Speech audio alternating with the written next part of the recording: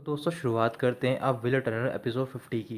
ये जान यानी कि शाह वचन पीक पर सफाई कर रहा होता है तो फिर एल्डर उससे बोल रहे होते हैं कि हम यहाँ पर तुमसे कुछ चीज़ डिस्कस करने के लिए आए हैं। जो पिनाकल एल्डर होते हैं वो शाह वचन से बोल रहे होते हैं कि जो भी सॉन्ग जुबान को प्रोवोक करता है उसका एंड अच्छा नहीं होता है। साथ ही में जिन लोगों ने उसके साथ बुरा बिहेव किया है वो उसे मार डालती है।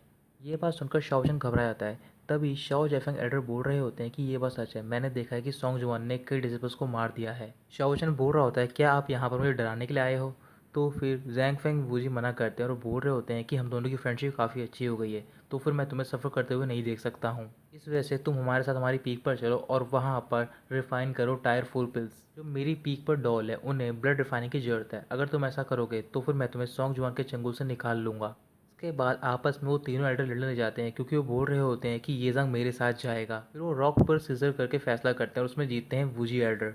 इसके बाद वो तीनों एल्डर शाह होजन को एक एक करके एक टोकन देते हैं और बोल रहे होते हैं कि तुम इनकी वजह से हमारे पीक पर जितना मर्जी चाहो उतना ट्रेजर ले सकते हो।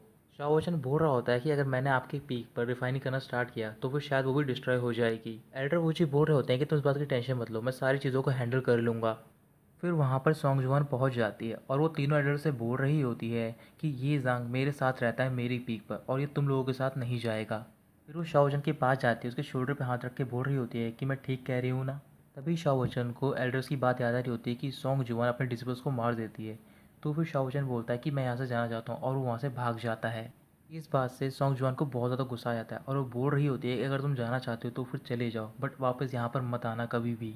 इसके बाद शाम को एल्डर वूजी शाओ वचन को अपने साथ ब्लड ऑफ पूल में लेकर जाते हैं। तो फिर वहाँ पर पहुँचकर वो देख रहा होता है कि वहाँ पर कई सारी डॉल्स होती हैं। वूजी एल्डर बोल रहे होते हैं कि मैंने सारी डॉल्स को प्रिपेयर करवा दिया जो कि तुमने बोला था, बस तुम्हें यहाँ पर रिफाइनिंग करनी है।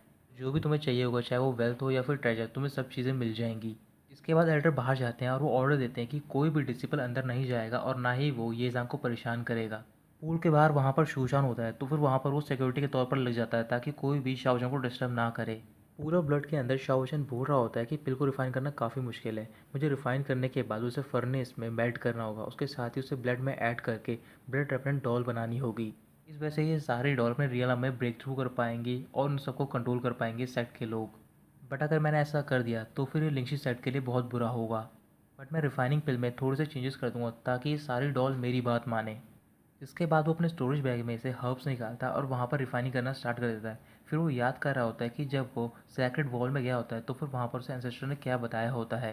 सारी चीज़ों को याद करके वो हर्ब्स को रिफाइन करता है और एक एक करके सारी डॉल्स में डाल रहा होता है। अचानक से बाहर पीक पर सारी चीज़ें डिस्ट्रॉय होने लग जाती है। तो फिर शू शासन बोल रहा होता है कि प्लीज़ तुम हम पर थोड़ी मर्जी दिखाओ, अगर तुम ऐसा करोगे तो फिर सारे डिसिपल मारे जाएंगे। तभी शाओशन देखता है कि ब्लड पूल में से एक ब्लैक कलर का फॉग निकल रहा होता है और वो काफ़ी डेंजरस होता है। जैसे ही वो फॉग बाहर पहुंच जाता है तो फिर जितने भी डिसेबल होते हैं उसे स्मेल कर रहे होते हैं, वो अचानक से क्रेजी तरीके से एक्ट करने लग जाते हैं। फिर वहाँ पर जैंग वूजी पहुँचते हैं, जैसे ही वो फॉग को स्मेल करते हैं अचानक से वो भी क्रेजी तरीके से एक्ट करने लग जाते हैं। फिर ये बात साओ जेफेंग को पता चलती है तो फिर वो बोल रहे होते हैं कि वूजी ने अच्छी तरीके की फर्नेस प्रोवाइड नहीं करवाई ये जांग को, तभी ये सब हो रहा है। बट जब ये बात पिनाकल एडर को पता चलती है तो फिर वो खुश हो रहे होते हैं और वो बोल रहे होते हैं कि हमें अपने प्लान पे काम करना होगा और मुझे नहीं लगता है कि मिडिल पी के जितने भी लोग हैं वो शांत बैठेंगे।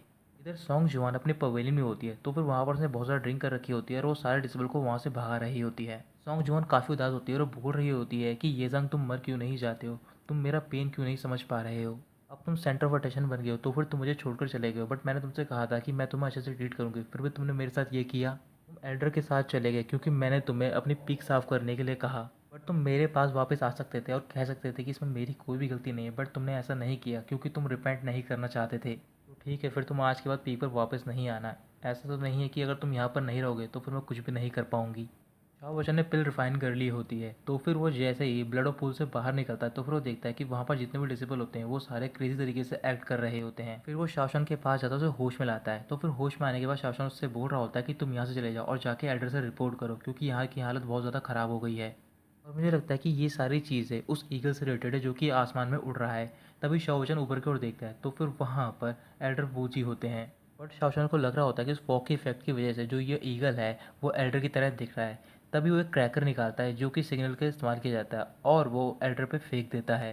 क्रैकर के ब्लास्ट होने के बाद एल्डर दूर जाकर गिरते हैं। तो फिर शाओचन हंस रहा होता है और बोल रहा होता है कि एल्डर मुझे रिवॉर्ड देंगे क्योंकि मैंने एक डीमन को मार दिया है। शाओचन बोल रहा होता है कि मुझे लगा था कि बिल्कुल ठीक है, बट मैंने एक्सपेक्ट नहीं किया था कि उस फॉग का असर इतनी देर तक रहेगा। फिर वहाँ पर एल्डर वूजी पहुँच जाते हैं और बहुत ही ज़्यादा गुस्से में होते हैं। उनके चारों तरफ एक ब्लडी ऑरा होता है और वो शाओ पर अटैक करने जा रहे होते हैं। वहाँ से सॉन्ग जुआन भी गुजर रही होती है। जैसे ही वो एल्डर को देखती है तो फिर वो एल्डर को रोकने के लिए जा रही होती है। फिर शाओ वॉचन उस पिल की बॉटल निकालता है जो कि उसने रिफाइन की होती है और बोल रहा होता है कि यही मेडिसिन है जो कि ब्लड पपेट को ब्रेक थ्रू करवा सकती है। एल्डर उसे देखते रुक जाते हैं और वो शाओजन से बोल रहे होते हैं कि प्लीज़ तुम मुझे ये दे दो। शाओजन बोल रहा होता है कि अगर मैंने तुम्हें ये पिल दे दी तो फिर उसके बाद में तुम मुझे मार दोगे। एल्डर वूजी बोल रहे होते हैं कि अब मैं काम डाउन हो गया हूँ और जब तक ये पिल मेरे पास आ जाएगी तो फिर इस मैटर से तुम्हारा कोई लेना देना नहीं रहेगा और ना ही मैं तुम्हें कुछ करूँगा। फिर शाओ वचन वो पिल एल्डर को दे देता है। एल्डर उस पिल को देखकर बहुत ज़्यादा खुश हो रहे होते हैं और शाओ वचन उन्हें बोल रहा होता है कि अगर तुमने इस पिल का यूज़ किया तो फिर वो सारी डॉल मेरी बात मानेंगी। इसके बाद शाओ वचन वहाँ से जा रहा होता है। तभी वो देखता है कि वहाँ पर सोंगजुआन होती है और वो सोंगजुआन को बुला रहा होता है, बट सोंगजुआन उसकी बात नहीं सुनती और वहाँ से चली जाती है। उसके जाने के बाद शाओ वचन बोल रहा होता है कि ये ऑब्वियस सी बात है, ये यहाँ पर मुझसे मिलने के लिए आई थी क्योंकि ये मेरे लिए परेशान थी। कुछ देर बाद शाओ वचन सोंगजुआन से मिलने के लिए जाता है तो फिर सोंगजुआन गुस्से में बोल रही होती है कि अब तुमने एल्डर वूजी का बिहेवियर देख लिया तो फिर तुम मेरे पास आ गए हो। फिर शाओ वचन गुस्से में बोलता है कि अब बहुत हो गया और मैंने कुछ भी गलत नहीं किया था। तभी सोंगजुआन खड़ी होती थी, बोल रही होती है कि तुम मेरे से ऐसे कैसे बात कर सकते हो। शाओ ने एक और पिल रिफाइन की होती है और वो पिल सोंगजुआन को देता है। तो फिर सोंगजुआन बोल रही होती है कि तुमने एक्स्ट्रा पिल रिफाइन की थी और वही मुझे दे रहे हो और मुझे ये पिल नहीं चाहिए। तुम्हें क्या लगता है कि अगर तुम 4 टायर की पिल को रिफाइन कर लोगे तो फिर मैं आसानी से फॉल्टर हो जाऊंगी। शाओ बोल रहा होता है कि पहले तुम इस पिल को देख लो फिर बाद में मुझसे बोलना।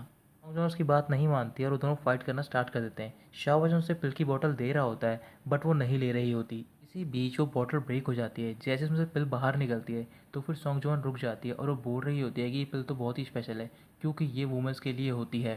शाओ बोल रहा होता है कि स्पिरिचुअल पिल हमेशा ही रूट और बोन्स को वॉश करती हैं और साथ ही में ये ब्यूटी को भी बढ़ा देती हैं। हमारी कल्टिवेशन के हिसाब से 4th लेवल की पिल सूटेबल है, इस वजह से मैंने ये स्पेशली तौर पर तुम्हारे लिए रिफाइन की है। बट मेरे पास ना ही पैसे थे और ना ही हब्स, इस वजह से मैं दूसरी पीक पर गया था ताकि मैं वहाँ पर जितने भी रिसोर्सेज मिले उन्हें यूज़ करके ये पिल को रिफाइन कर सकूँ। मैंने ये पिल स्पेशली तौर पर तुम्हारे लिए रिफाइन इसलिए की क्योंकि तुम मेरे लिए बहुत ही इंपॉर्टेंट पर्सन हो। बट आज के बाद से मैं अच्छे से बिहेव करूँगा क्योंकि मुझे अपनी प्लेस पता चल गई है। तुम एक एल्डर हो और मैं एक डिसिपल हूँ। बट आज के बाद से मैं अच्छे से बिहेव करूँगा क्योंकि मुझे अपनी प्लेस पता चल गई है। तुम एक एल्डर हो और मैं एक डिसिपल हूँ। ये कहकर वो जा रहा होता है तो फिर सोंगजुआन उसे रोकती है। उसके बाद वो कुछ भी नहीं बोल रही होती। शाओ बोल रहा होता है कि अगर तुम्हें कोई भी ऑर्डर नहीं देना है एल्डर तो फिर मैं यहाँ से जा रहा हूँ।